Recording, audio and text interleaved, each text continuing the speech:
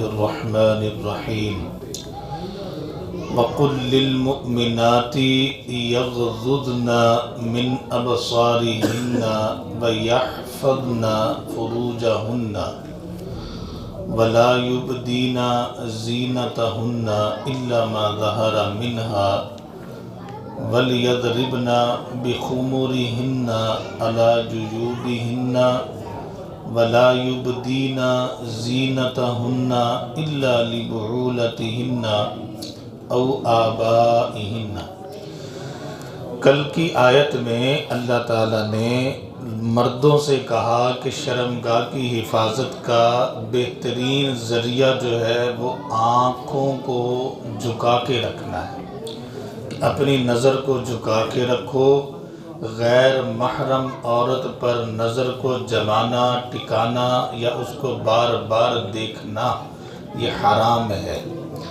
اور جب بار بار آدمی دیکھتا ہے تو شیطان اس غیر محرم عورت کی تشبیہ انسان کے دل میں بٹھا دیتا ہے، اس کی شکل جو ہے انسان کے دل میں بنا دیتا ہے، پھر آدمی سوچنے لگ جاتا ہے، سوچتے سوچتے انسان پھر کہیں کا کہیں پہنچ جاتا ہے اور آخرکار شرمگاہ اس کی تصدیق کرتی ہے اور بندہ زنا کر بیٹھتا ہے۔ تو زنا نہ بھی کرے، زنا تک جانے کی خواہش انسان کے دل میں پیدا ہو جاتی ہے، اور یہ خواہش کا پیدا ہونا انسان کے ایمان کے خاتمے کا ذریعہ بن جاتا ہے کہ انسان اس خواہش کے پیچھے اتنا چلتا ہے کہ اس کی وجہ سے اللہ کے ذکر سے غافل ہو جاتا ہے، اس کو ذکر کرنا اچھا نہیں لگتا، پھر وہ نماز کو ترک کرنا شروع کر دیتا ہے، قرآن کی تلاوت چھوڑ بیٹھتا ہے۔ تو گویا کہ یہ چیزیں زنا کی طرف لے جانے والی بھی انسان کے لیے انتہائی خطرناک اور انتہائی جو ہے اس کے لیے بہت زیادہ نقصان پہنچانے والی۔ آج کی جو آیت ہے اس میں اللہ تعالیٰ نے عورتوں کو مخاطب کیا ہے۔ اللہ فرماتے ہیں وَقُلْ اے محمد صلی اللہ علیہ وسلم آپ کہہ دیجئے للمؤمنات مومنہ عورتوں سے، مومنہ عورتوں کو کہہ دیجئے یغضضن وہ بھی جھکا کے رکھیں من ابصارہن اپنی نگاہوں کو۔ اچھا، مردوں کو جب اللہ نے حکم دیا تو آپ صلی اللہ علیہ وسلم خود جب چلتے تھے تو آپ کی نگاہ نیچے ہوتی تھی۔ صحابہ کہتے ہیں کہ اللہ کے پیغمبر اس طرح چلتے گویا کہ کوئی چیز تلاش کر رہے ہیں، زمین سے کوئی چیز ڈھونڈ رہے ہیں، اس انداز سے آپ کی نظر جھکی ہوتی تھی نیچے اور آپ اس انداز سے چلتے تھے۔ تو نظر کو اٹھا کے چلنا یہ سنت کے خلاف ہے، کوشش کریں اپنی نظروں کو جھکا کے رکھیں۔ امام ابن تیمیہ رحمہ اللہ فرماتے ہیں کہ جو انسان نظر کو جھکاتا ہے نا اسے دو بڑی قیمتی نعمتیں ملتی ہیں، ایک تو ایمان کی بڑھوتری، اللہ ایمان کے نور کو اور زیادہ بڑھا دیتا ہے، اور دوسرا اس کو تسکین ملتی ہے، سکون ملتا ہے، ایک اطاعت کر کے عمل کر کے، اور دوسرا یہ ہے کہ انسان جب بے حیائی سے اپنی نگاہ کو ہٹاتا ہے تو اللہ اس کے دل میں ایک سکون پیدا کرتا ہے، اور یہ سکون جو ہے یہ لوگ دنیا کے اندر لاکھوں کروڑوں اربوں روپے خرچ کر کے بھی حاصل نہیں کر پاتے۔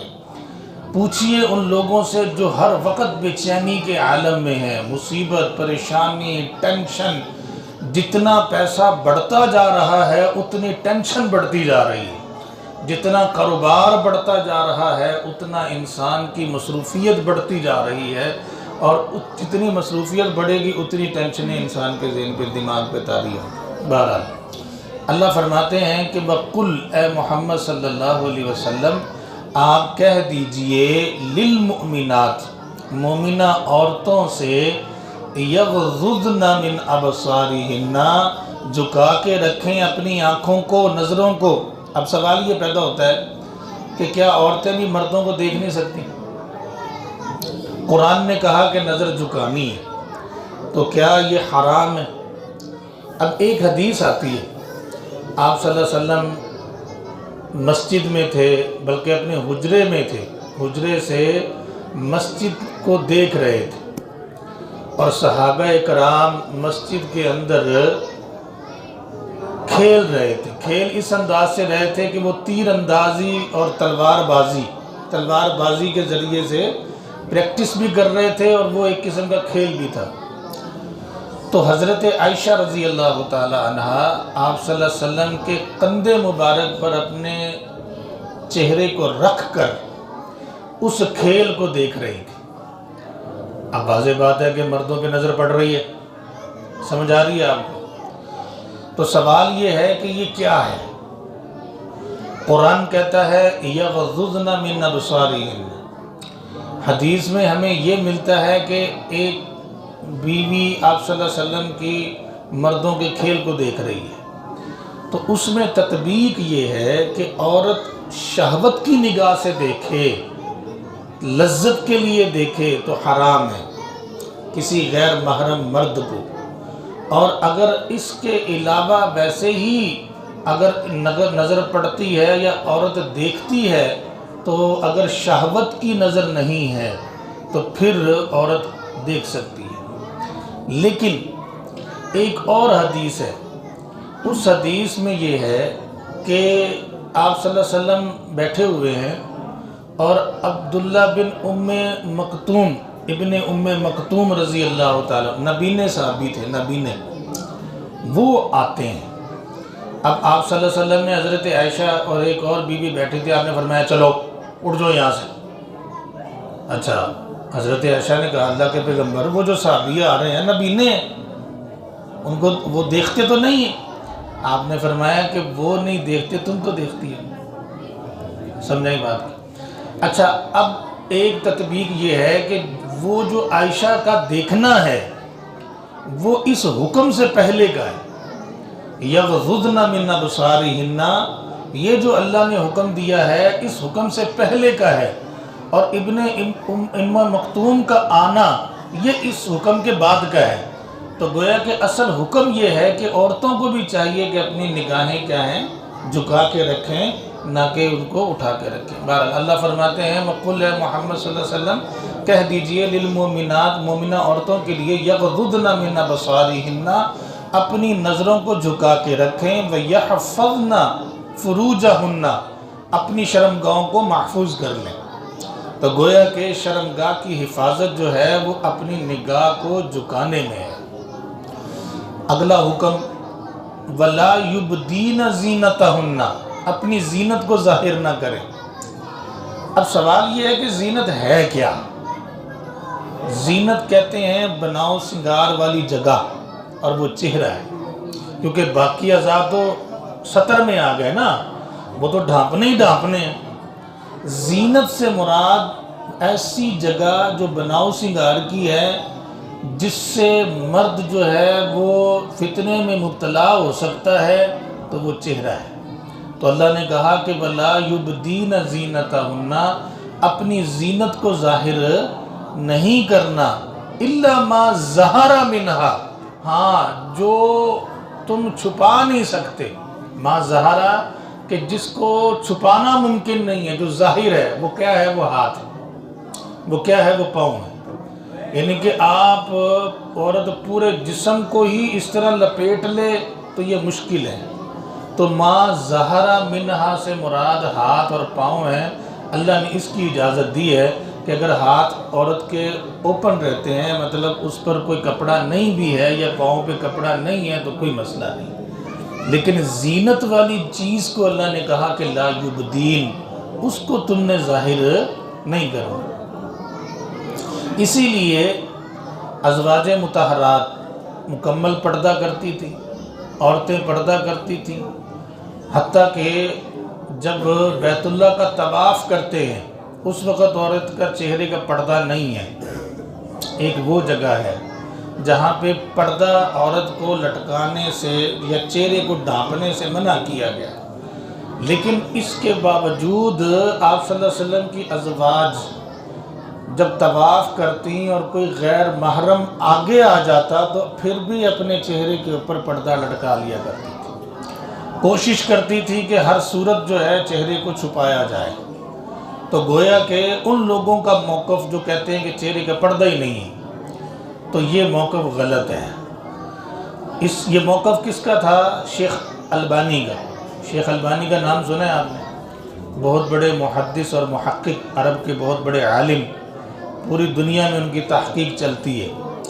شیخ البانی کا موقف یہ تھا کہ چہرے کا پردہ نہیں، لیکن تعجب کی بات یہ تھی کہ اپنی بیوی کو پردہ کرواتے تھے۔ کسی نے پوچھ لیا، اس نے کہا شیخ یہ کیا بات ہے، آپ کا اپنا موقف ہے کہ چہرے کا پردہ نہیں اور بیوی کو پردہ کرواتے ہیں؟ کہتے ہیں تقویٰ یہی ہے کہ پردہ ہونا چاہیے، تقویٰ یہی ہے کہ پردہ ہونا چاہیے۔ اصل فتنہ فساد تو پیدا تو یہیں سے ہوتا ہے۔ موقف اپنی جگہ پہ ہے، لیکن صحیح بات یہ ہے کہ پردہ ہونا چاہیے۔ تو بات سمجھ آ رہی ہے آپ کو کہ لا یبدین زینتہن، اللہ فرماتے ہیں کہ زینت کو تم نے ظاہر نہیں کرنا، الا ما ظہر منہا، مگر ہاں جس کو چھپانا بہت زیادہ مشکل کام ہے وہ اگر ظاہر ہو جائے تو کوئی بات نہیں۔ ما ظہر منہا کا مطلب سمجھ آیا؟ اچھا جی، اگلا حکم یہ عورتوں کو پہلا حکم کیا ہے کہ یغضضن من ابصارہن، عورتوں کو چاہیے اپنی نگاہیں نیچی رکھا کریں چلتے وقت۔ دوسرا حکم کہ لا یبدین زینتہن، کہ عورتوں کو چاہیے کہ زینت کو ظاہر نہ کریں، اور جو زینت کو ظاہر کرتی ہے اس پہ اللہ کی لعنت آتی ہے، اور جو بناؤ سنگھار کر کے خوشبو لگاتی ہے اس کو اللہ کے پیغمبر نے زانیہ کہہ دیا ہے، کہ وہ اگر کسی مجلس سے پاس سے گزرتی ہے اور لوگ اس کی خوشبو سے محظوظ ہوتے ہیں، فرمایا یہ زانیہ ہے۔ تیسرا حکم وَلْيَضْرِبْنَ بِخُمُورِهِنَّ عَلَى جُيُوبِهِنَّ، کہ چہرے کے ساتھ ساتھ عورت کو چاہیے کہ اپنی چادر اپنے سینے پر ڈال کر رکھے۔ وَلْيَضْرِبْنَ، ڈالے، یہ حکم ہے، ڈالے عورتیں بِخُمُورِهِنَّ، اپنے خمر کو، خمار کہتے ہیں چادر کو جس سے عورت پردہ کرتی ہے، فرمایا کہ یا دوپٹہ کہہ لیں، کہ اللہ فرماتے ہیں کہ اپنے دوپٹوں کو ڈال کے رکھو علی جیوبہن، اپنی چھاتیوں پر، اپنے سینوں پر۔ تو یہ جو سینہ ہے اس کو بھی ڈھانپنے کا حکم ہے، عورت اس کو ڈھانپ کے رکھے، مگر نہ فتنہ فساد پھیلے گا۔ اور ہمارے معاشرے کے اندر بے حیائی اور فحاشی کا سیلاب بھی اسی سے پیدا ہوا ہے کہ ہماری مائیں، بہنیں، بیٹیاں سر سے دوپٹہ غائب، چہرہ تو بالکل ہی ڈھانپنا تصور بھی نہیں رہا۔ اور اب بات بڑھتے بڑھتے یہاں تک بڑھ گئی کہ جو اللہ نے سینے کو ڈھانپنے کا حکم دیا ہے وہ بھی ختم ہوتا جا رہا ہے۔ تو اللہ تعالیٰ اس سے محفوظ رکھے۔ وَلْيَضْرِبْنَ، یہ ہماری کوتاہیاں ہیں، یہ بات یاد رکھنا، ہماری کوتاہیاں ہیں۔ اگر ہم لوگ ٹھیک ہو جائیں، مرد ٹھیک ہو جائے تو عورت کی مجال نہیں، بیٹی کی مجال نہیں ہے کہ وہ باپ کی موجودگی میں ایسا بیہودہ لباس زیب تن کر کے باہر نکلے۔ باپ کی غیرت جب مر جاتی ہے نا تو تب یہ معاملات ہوتے ہیں۔ بندہ یہ سوچتا ہے کہ جی اولاد وڈی ہو گئی ہے، یونیورسٹیاں جا رہی ہے، ہن اس ماحول دے وچ میری بیٹی برقع پا کے جائے، کی سمجھے گی، لوگ کی کہیں گے، آس پاس کی جو ان کے مطلب ہیں، یعنی کہ ان کی کلاس فیلو لڑکیاں وغیرہ، وہ کیا کہیں گے؟ اللہ اکبر۔ میں بھی یونیورسٹی میں ہوتا ہوں تو ہم تو بڑے عجیب عجیب معاملات دیکھتے ہیں۔ یہ معاملہ دیکھنے میں بھی آیا کہ لڑکی گھر سے برقع پہن کے آئی ہے اور جب یونیورسٹی میں داخل ہوئی ہے تو نیچے سے جین کی پینٹ ہے اور شرٹ ہے، بس، اور کچھ بھی نہیں، نہ سر پہ دوپٹہ ہے، نہ چہرے پہ کچھ ہے، نہ سینے پہ کچھ ہے، کچھ بھی نہیں، اور شرٹ پہنی ہوئی ہے خالی، بس۔ تو یہ معاملات بڑے عجیب ہیں، اللہ تعالیٰ اسے محفوظ رکھے۔ تو اللہ فرماتے ہیں وَلْيَضْرِبْنَ، ڈالیں، بِخُمُورِهِنَّ، اپنی چادریں، عَلَى جُيُوبِهِنَّ، اپنے سینوں پر۔ عورتوں کے لیے تیسرا حکم یہ ہے کہ عورتیں اپنے سینے کو ڈھانپ کے رکھیں۔ اب اللہ فرماتے ہیں وَلَا يُبْدِينَ زِينَتَهُنَّ، عورتیں اپنی زینت کو ظاہر نہیں کر سکتی، مگر کچھ افراد ایسے ہیں جن کے سامنے زینت ظاہر ہو سکتی ہے، مگر یعنی کہ ان کے سامنے چہرے کو عورت ننگا رکھ سکتی ہے۔ زینت کیا ہے؟ چہرہ۔ اللہ فرماتے ہیں وَلَا يُبْدِينَ زِينَتَهُنَّ، عورتیں زینت کو ظاہر نہ کریں، الا مگر، لِبُعُولَتِهِنَّ، اپنے خامدوں کے سامنے۔ خامد کے سامنے عورت چہرے کو نہیں ڈھانپے گی، اب اس کے سامنے بھی ڈھانپنا ہے تو پھر پیچھے رشتہ ہی ختم ہو جاتا ہے۔ بہرحال خامد کے سامنے عورت چہرہ نہ ڈھانپے، کوئی مسئلہ نہیں۔ او آبائہن، باپوں کے سامنے، بیٹی باپ کے سامنے ضروری نہیں ہے کہ چہرہ ڈھانپ کے پھرے۔ او آبائی بعولتہن، اپنے خامدوں کے باپوں کے سامنے، سسر، خامد کا باپ سسر، تو سسر سے بھی پردہ نہیں ہے، یعنی کہ ضروری نہیں ہے کہ سسر کے سامنے بہو پردہ کر کے پھرے، وہ باپ کی حیثیت میں ہے۔ تین لوگ ہو گئے، خامد، باپ، سسر۔ او ابنائہن، اپنے بیٹوں کے سامنے، اولاد کے سامنے بھی ماں کا پردہ نہیں ہے چہرے کا۔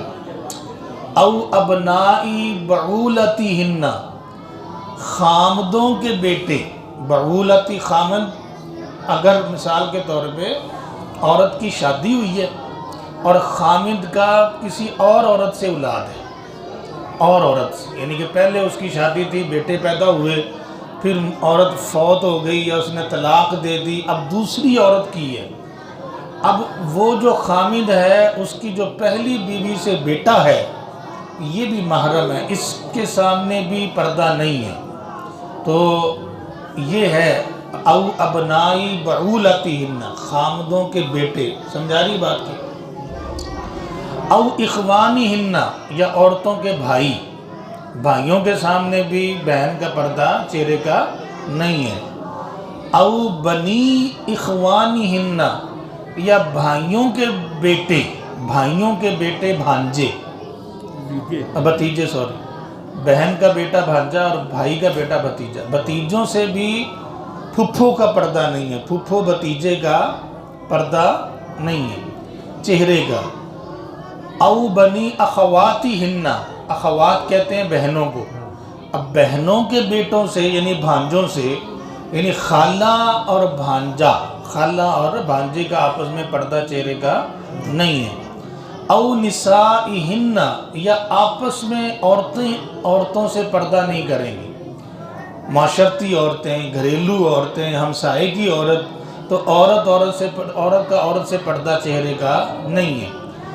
او ما ملکت ایمانہن، یا کوئی غلام ہے، ملکت ویسے لونڈیوں کو کہتے ہیں اور غلام کو بھی کہتے ہیں، کہ جو کنیزیں غلام کی شکل میں، لونڈیاں اگر ہیں تو لونڈی سے، چونکہ وہ بھی عورت ہی ہے تو اس سے بھی پردہ عورت کا نہیں ہے۔ او التابعین غیر اولی الارباء من الرجال، اللہ فرماتے ہیں کہ مردوں میں کچھ مرد ایسے ہیں جو مرد نہیں ہیں، مردوں میں، اچھا اس سے مراد ہجڑے نہیں ہیں جو ہمارے معاشرے میں شیمیل جسے کہا جاتا ہے، ان سے بھی بچنے کا حکم ہے۔ ایک واقعہ حضرت عمر کے دور میں پیش آیا، بعض لوگ ہوتے نہیں ہیں اور بنے ہوتے ہیں۔ حضرت عمر کے دور میں ایک واقعہ پیش آیا کہ ایک چوراہے میں ایک لاش پڑی تھی، ایک بندے کو قتل کر دیا گیا تھا۔ اب لاش لوگوں نے اٹھائی، قاتل کو تلاش کرتے رہے، قاتل نہیں ملا کہ قتل کس نے کیا۔ بڑی پریشانی ہوئی کہ یار یہ کیسے ہو گیا کہ قتل ہو گیا اور قاتل کا پتہ ہی نہیں ہے۔ حضرت عمر فاروق بڑے پریشان ہوئے کہ یار میری حکمرانی میں قتل ہو گیا، قاتل نہیں مل رہا۔ اللہ، ڈھونڈ کے تھک گئے، نہیں ملا، چلتی رہی پریشانی، سوچ کے سال پورا گزر گیا۔ جب سال گزرا تو اسی چوراہے میں ایک بچہ ملا، کوئی بچہ پھینک گیا تھا۔ حضرت عمر نے کہا قاتل مل گیا، لوگ پریشان ہو گئے، ان کا یہ کیا بات ہے، یہ فہم و فراست تھی، پورا سال گھومتا رہا دماغ نا، پورا سال۔ حضرت عمر نے کہا یہ بچہ جو پڑھا ہے نا اس کی نگرانی کرو، دیکھو کوئی اسے دیکھنے آتا ہے۔ لوگ کہنے لگے ٹھیک ہے۔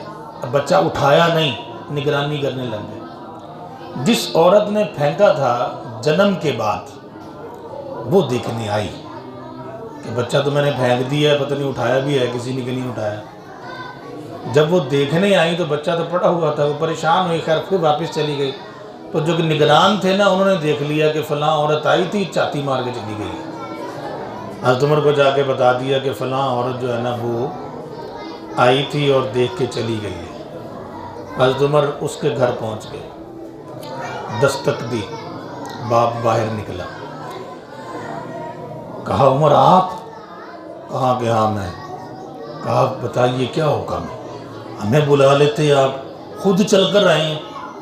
کہا کہ بات کچھ ایسی ہے کہ میں تمہاری بیٹی سے نا، وہ اس بندے کی بیٹی تھی جس نے بچہ پہنکا تھا، میں تمہاری بیٹی سے خلوت میں ملنا چاہتا ہوں، علیحدگی میں کچھ باتیں کرنا چاہتا ہوں، کوئی بندہ وہاں پہ نہ ہو۔ تو انہوں نے کہا ٹھیک ہے۔ تو اس کو حضرت عمر فاروق علیحدگی میں لے گئے۔ حضرت عمر نے کہا کہ ایک بات پوچھوں؟ اس نے کہا پوچھیں۔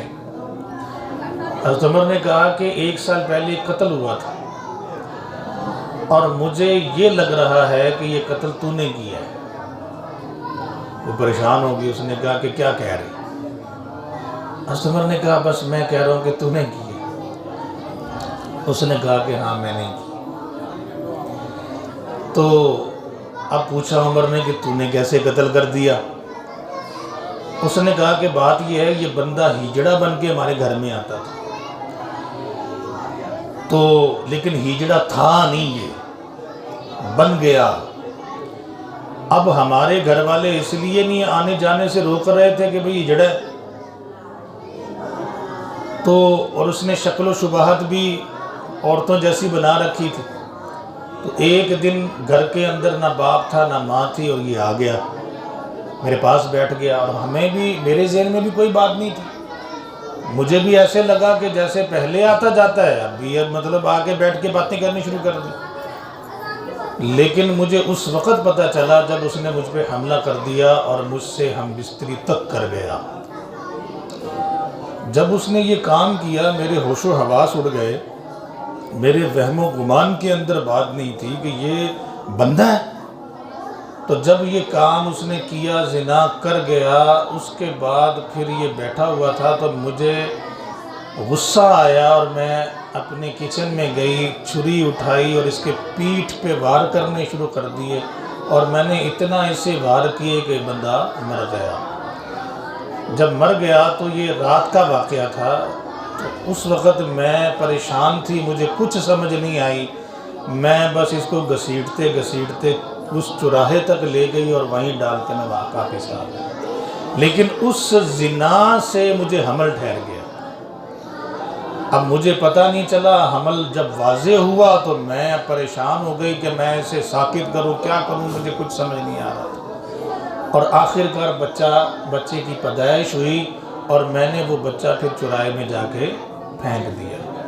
حضرت عمر کے ذہن میں یہی بات چل رہی تھی، اور وہ بات سچی ثابت ہوئی۔ تو گویا کہ جو ہیجڑا صفت لوگ ہیں، شریعت نے ان کو بھی منع کیا ہے کہ وہ گھروں کے اندر داخل نہ ہوں، لیکن قرآن یہ کہتا ہے کہ جس کے بارے میں یقین ہو جائے، یقین کہ یہ بندہ جو ہے، بندے کی اس میں صلاحیت نہیں ہے، بندوں والی اس میں بات نہیں ہے، یقین ہو جائے، تو عورت کو اللہ نے اجازت دے دی ہے کہ وہ اگر اس کے سامنے بھی چہرہ نہ ڈھانپے تو کوئی مسئلہ نہیں ہے۔ یہ قرآن کا حکم ہے، بات سمجھا گئی آپ؟ یہ کیا ہے؟ قرآن کا حکم۔ اللہ فرماتے ہیں اب التابعین غیر اولی الاربا، غیر اولی الاربا کہتے ہیں جس میں شہوت نہ ہو، جس میں شہوت نہ ہو، مردانگی نہ ہو، مرد نہ ہو۔ اللہ فرماتے ہیں غیر اولی الاربا من الرجال، بندوں میں سے وہ بندے جن میں شہوت نہیں ہے، مردانگی نہیں ہے، اور یقین ہے کہ تمہیں یقین ہے کہ واقعی یہ بندہ نہیں ہے، تو عورت اس کے سامنے بھی پردہ نہ کرے تو کوئی حرج نہیں ہے۔ یہ قرآن کا حکم ہے۔ اب طفل بچے، طفل کسے کہتے ہیں؟ بچوں کو، الذین وہ بچے، لم یظہروا علی عورات النساء جن کو عورتوں کی عورات کے بارے میں پتہ ہی نہیں ہے، عورات کہتے ہیں شرمگاہ کو، جن کو عورتوں کی شرمگاہوں کے بارے میں یا عورتوں کے جو سطر ہے، سطر والی جگہ ہے، عورہ اس کو بھی کہتے ہیں، سطر والی جگہوں کا پتہ ہی نہیں ہے، ان کو شعور ہی نہیں ہے کہ یہ کیا ہے، یعنی بچے ہیں، ابھی چھوٹے چھوٹے بچے ہیں۔ تو اس زمانے میں تو بچوں کو کئی سال تک پتہ ہی نہیں ہوتا تھا، اب تو میڈیا نے ہر چیز سکھانی شروع کر دی ہے نا، چھوٹے چھوٹے بچوں کو بھی بہت ساری باتوں کا پتہ ہوتا ہے۔ بہرحال تو اللہ فرماتے ہیں اب طفل وہ بچے، الذین لم یظہروا علی عورات النساء جن کو عورتوں کے بارے میں شعور نہیں ہے کہ یہ شرمگاہیں کیا ہوتی ہیں، یہ عورہ کیا ہوتا ہے، سطر کیا ہوتا ہے، تو ان بچوں کے سامنے بھی اگر عورت چہرے کو نہ ڈانپے تو کوئی حرج نہیں ہے۔ تو یہ وہ لوگ ہیں جن کو قرآن نے کہا ہے کہ ان کے سامنے چہرے کا پردہ نہیں۔ آیت مکمل کر لیں، تھوڑی سی رہ گئی۔ اگلا حکم اللہ نے کہا کہ وَلَا يَضْرِبْنَ بِأَرْجُلِهِنَّ عورتیں اپنے پاؤں کو مار مار کے نہ چلیں، لا یضربنا مارنا، بِأَرْجُلِهِنَّ پاؤں کو، اکثر عورتوں نے پاؤں میں پازیبیں پہنی ہوتی ہیں، پازیب، جب عورت پاؤں کو مارتی ہے تو جھنکار پیدا ہوتی ہے، تو اس کا پاؤں کو مار کے چلنا جو ہے یہ بھی شریعت نے منع کیا ہے کہ وہ اپنے پاؤں کو زمین پر اس طرح نہ مارے کہ اس سے آواز پیدا ہو، جھنکار پیدا ہو، وہ بھی دل کے اندر اثر پیدا کرتی ہے، مرد کے دل کے اندر، عورتوں کی پاؤں کی جھنکار جو ہے یہ مرد کے دل کے اندر اثر پیدا کرتی ہے۔ تو اللہ نے کہا کہ وَلَا يَضْرِبْنَ بِأَرْجُلِهِنَّ عورتیں اپنے پاؤں کو مار مار کے نہ چلیں، لِيُعْلَمَ مَا يُخْفِينَ مِن زِينَتِهِنَّ کہ لوگ ان کی پوشیدہ زینت کو پہچانیں کہ یہ عورت جا رہی ہے، یہ عورت جا رہی ہے۔ تو عورتوں کو ایسا کام نہیں کرنا چاہیے، اپنی زینت کو چھپا کے رکھنا چاہیے۔ یہاں تک تھے احکام، آگے اللہ نے عورتوں کو حکم دیا وَتُوبُوا إِلَى اللَّهِ جَمِيعًا، بلکہ سب کو حکم دیا۔ اللہ فرماتے ہیں کہ سارے کے سارے اللہ سے کیا کرو؟ توبہ کرو، یعنی تمہارے سے اگر کوئی چھوٹا موٹا گناہ ہو جائے تو اللہ سے بخشش مانگو۔ ایھا المؤمنون، اے مومنو، لعلکم تفلحون، تاکہ تم کیا ہو جاؤ؟ کامیاب ہو جاؤ۔ تو آج یہاں تک کافی ہے، اللہ تعالیٰ ہمیں عمل کی توفیق عطا کرے۔